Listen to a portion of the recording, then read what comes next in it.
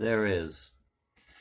There is an alchemy at work, an unacknowledged legacy of desire, resentment, and dread has been boiled down, melted down to yield a single act of public speech that will, for some, overturn what they have taken for granted, though they thought they wanted, decided to settle for. It turned out, a twisted story. This book is about a single serpentine fact. Late in 1976, a record called Anarchy in the UK was issued in London, and this event launched a transformation of pop music all over the world. Made by a four-man rock and roll band called the Sex Pistols and written by singer Johnny Rotten, the song distilled, in crudely poetic form, a critique of modern society once set out by a small group of Paris-based intellectuals. First organized in 1952 as the Lettrist International, and refounded in 1957 at a conference of European avant-garde artists as the Situationist International. The group gained its greatest notoriety during the French Revolt of May 1968, when the premises of its critique were distilled into crudely poetic slogans and spray-painted across the walls of Paris, after which the critique was given up to history and the group disappeared. The group looked back to the surrealists of the 1920s, the Dadaists who made their names during and just after the First World War, the young Karl Marx, Saint Just, various medieval heretics, and the Knights of the Round Table.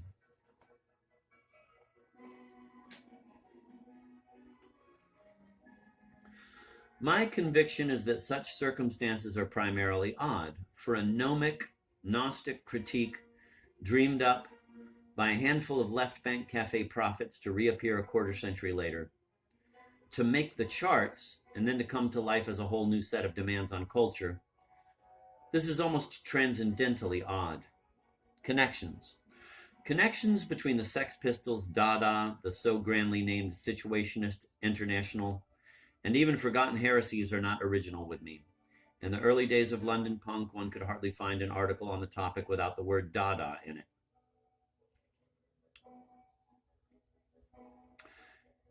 Punk was like Dada, everybody said, though nobody said why, let alone what that was supposed to mean. References to Malcolm McLaren's supposed involvement with the spectral SI were insider currency in the British pop press, but that currency didn't seem to buy anything. Still, all this sounded interesting, even if for me Dada was barely a word, only vaguely suggesting some bygone art movement. Paris in the golden 20s, something like that. Even if I'd never heard of the Situationist International. So I began to poke around, and the more I found, the less I knew. All sorts of people had made these connections, but no one had made anything of them. And soon enough, my attempt to make something of them led me from the card catalog at the University Library in Berkeley to the Dada founding site in Zurich, from Gil J. Woolman's Bohemian Flat in Paris to Michel Bernstein's 17th century parsonage in Salisbury, England, from Alexander Trocchi's junkie pad in London back to books that had stood on library shelves for 30 years before I checked them out. It took me to microfilm machines unspooling the unambiguous public speech of my own childhood. And it is queer to crank through old newspapers for the confirming date of some fragment of a private obsession one hopes to turn into public speech, to be distracted by the ads, made so clumsy and transparent by time, to feel that yes, the past is another country, a nice place to visit, but you wouldn't want to live there, to happen upon the first dispatches on the overthrow of the Arbenz government in Guatemala, to read the dead news as if it were a crummy parody of CIA disinformation, and then to pick up the day's paper and follow the consequences. Faces, says the reporter in 1984. 3 decades after Arbenz passed into microfilm, now removed from questionable citizens by means of bayonets, then hung on trees to dry into masks, time marches on. This was no heroic quest. Some of those books deserved to sit for another 30 years. More than anything, it was play, or an itch that needed to be scratched, the pursuit of a real story, or the pursuit of a non sequitur for the pleasures only a non sequitur can bring. Research makes time march forward, it makes time march backward, and it also makes time stand still. 2 years and 10,000 miles later, I had before me the first numbers of Potlatch, a Lettrist International newsletter that was given away in Paris in the mid-1950s. In its mimeographed pages, criticism of architecture was presented as the key to the criticism of life. renamed M. Sing Sing, the great architect Le Corbusier was damned as a builder of slums. His radiant city was dismissed as an authoritarian experiment in social engineering, a huddle of vertical ghettos and tower block morgues. The true function of Le Corbusier's celebrated machines for living, one read in Potlatch, was to produce machines to live in them. Decor determines gestures, said the LI. We will build passionate houses. With a megalomania that belied its smudgy typescripts, the LI was writing words that anarchy in the UK would put in Bob Geldof's mouth. That was easy enough to imagine, but remembering my Guatemalan time travels in the microfilm room, I wondered what, if anything, it meant for the Sex Pistols story that in the summer of 1954, the Potlatch writers, Gil J. Woolman, Michelle Bernstein, the four others who at that moment were putting their names on the pages, had fixed on the CIA's ouster of the reformist Arbenz as a central social fact, as a metaphor, a means to the language of the old world they said they were going to destroy, of the new civilization they said they were going to create. Here were prescient versions of the next week's news as Potlatch brought St. Just back from the guillotine to render a judgment in advance on Arbenz's refusal to arm Guatemalan workers against the inevitable coup. Those who make a revolution by halves only dig their own graves.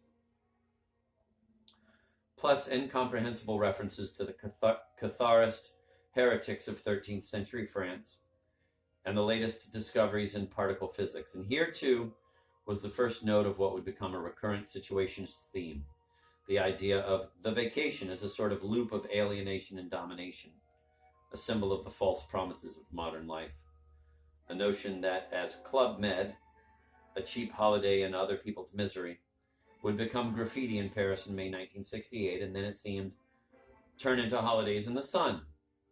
Following Spain or Greece, Guatemala can now count itself among those countries suitable for tourism, the LI wrote coolly, noting that the firing squads of the new government were already cleaning the streets of Guatemala City. Someday we hope to make the trip. The question of ancestry and culture is spurious. Every new manifestation in culture rewrites the past, changes old maudits into new heroes, old heroes into those who should have never been born. New actors scavenge the past for ancestors.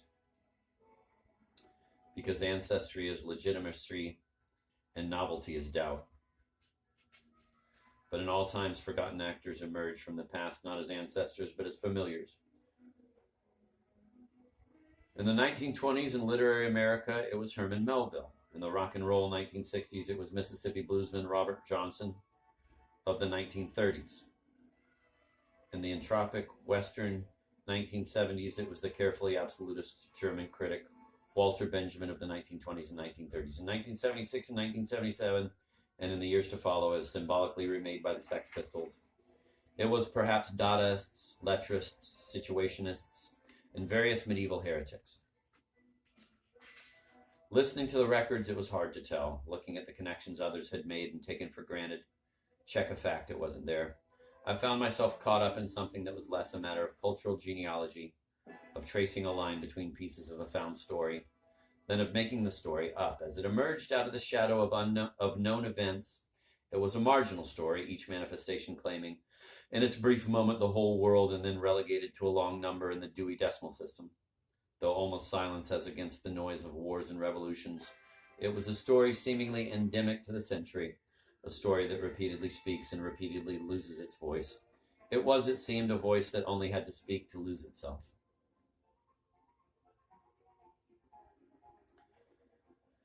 As I tried to follow this story, the characters changing into each other's clothes until I gave up trying to make them hold still, what appealed to me were its gaps and those moments when the story that has lost its voice somehow recovers it, and what happens then.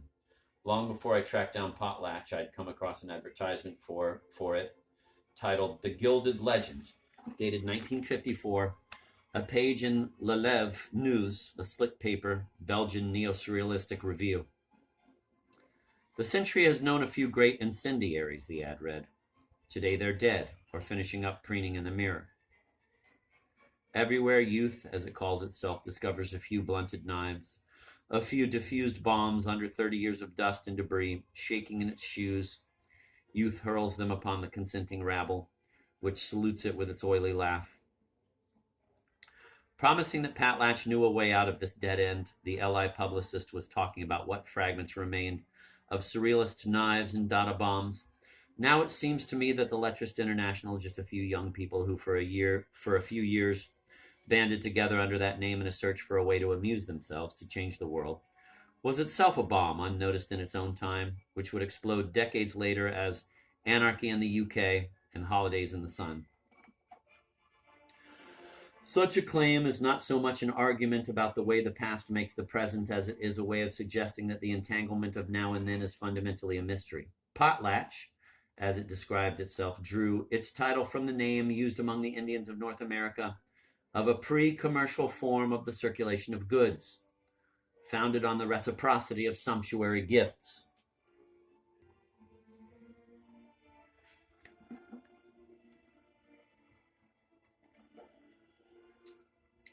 Potlatch, as it described itself, drew its title from the name used among the Indians of North America of a pre-commercial form of the circulation of goods, founded on the reciprocity of sumptuary gifts.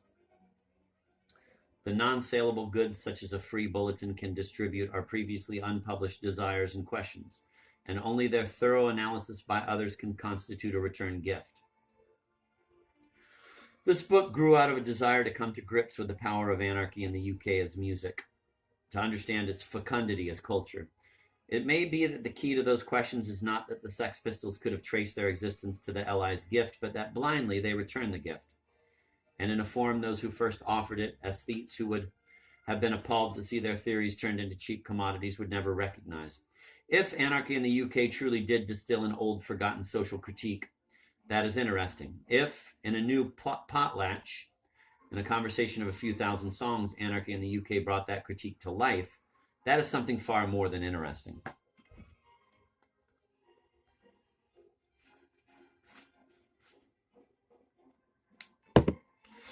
This story, if it is a story, doesn't tell itself. Once I'd glimpsed its outlines, I wanted to shape the story so that every fragment, every voice would speak in judgment of every other, even if the people behind each voice had never heard of the others. Especially if they hadn't. Especially if, in Anarchy in the UK, a 20-year-old called Johnny Rotten had rephrased a social critique generated by people who, as far as he knew, had never been born. Who knew what else was part of the tale? If one can stop looking at the past and start listening to it, one might hear echoes of a new conversation. Then the task of the critic would be to lead speakers and listeners unaware of each other's existence to talk to one another. The job of the critic would be to maintain the ability to be surprised at how the conversation goes, and to communicate that sense of surprise to other people, because a life infused with surprise is better than a life that is not.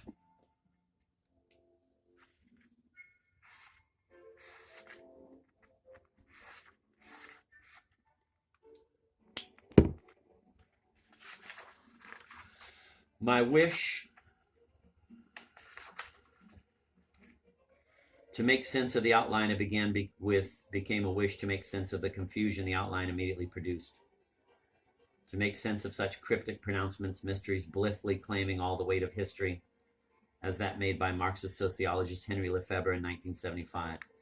To the degree that modernity has a meaning, it is this: it carries within itself from the beginning a radical negation. Dada, this event which took place in a Zurich cafe, or that of the Situationists in 1963. The moment of real poetry brings all the unsettled debts of history back into play. Was that line, I wondered, a clue to the promise of the Berlin Dadaists in 1919? Dada is the only savings bank that pays interest in eternity. Or to the appeal of the Sex Pistols' most famous slogan, no future. To the no future chill in the face of lecherous Serge Berna as he posed for the camera in 1952. To the manifesto of one Guy Ernest Debord running a few pages on in the same obscure volume that carried Berna's portrait. The art of the future will be the overthrow of situations or nothing. Or to the boast the Situationists left behind in 1964.